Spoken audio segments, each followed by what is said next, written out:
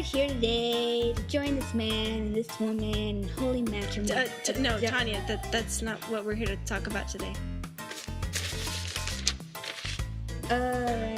That's for next week. We're here today to talk about the 1927 New York Yankees.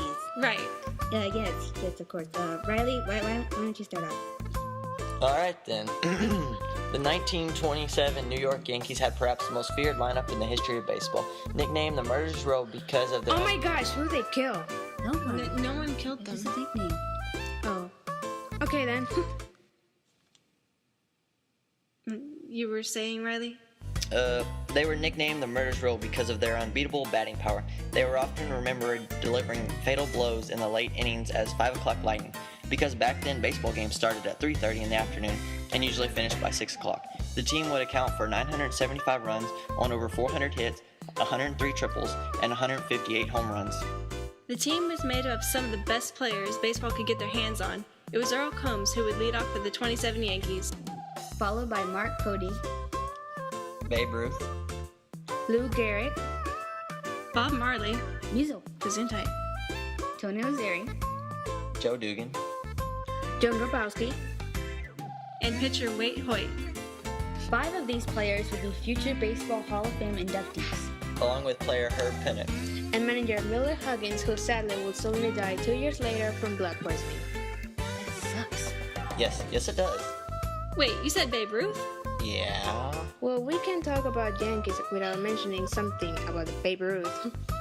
Good point. What do you have in mind? How about the Curse of the Bambino? Tanya? Yay, my turn. The Curse of the Bambino was a superstition cited as the reason why the Boston Red Sox failed to win the World Series from 1918 to 2004. They had been the most successful franchise in professional baseball when they sold Babe Ruth to the Yankees in 1919, which is when they say the curse started. The Red Sox would go for decades without a title, and the Yankees would become one of the most successful franchises in North American professional sports. Wow, that's... We're running out of time. Melissa, you go. Okay. In the 1927 World Series, the New York Yankees swept the Pittsburgh Pirates in 4 games. The first 2 games took place in Pittsburgh, Pennsylvania's Forbes Field, and the final 2 took place in Bronx, New York's Yankee Stadium. The average crowd in those 4 games was over 41,000, and the Yankees finished with a 19-game lead over second place. Nice. I know, right? You think that's impressive? You should hear the records for that year. The Murderers Row had the highest team batting average, the highest slugging percentage, and the most stolen bases in the American League. They were the first team to be first place all year, having the most wins and highest winning margin. The first team in the American League to finish with a higher than a .700 winning percentage, and the first American League to sweep the World Series. It's a lot of records. Yep. Yeah. When professional baseball celebrates a 100th anniversary in 1969, an all-time All-Star team was named, And the 1927 Yankees team was singled out as the official all-time best.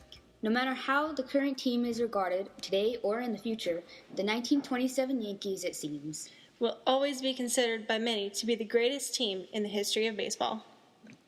the end. I think that about wraps up our show. I hope you all had a good time and learned something new. Join us next week when we discuss the tragedies of marriage, answering the question, why do people bother? Half of you won't last more than 2 years anyways. Say bye, everybody!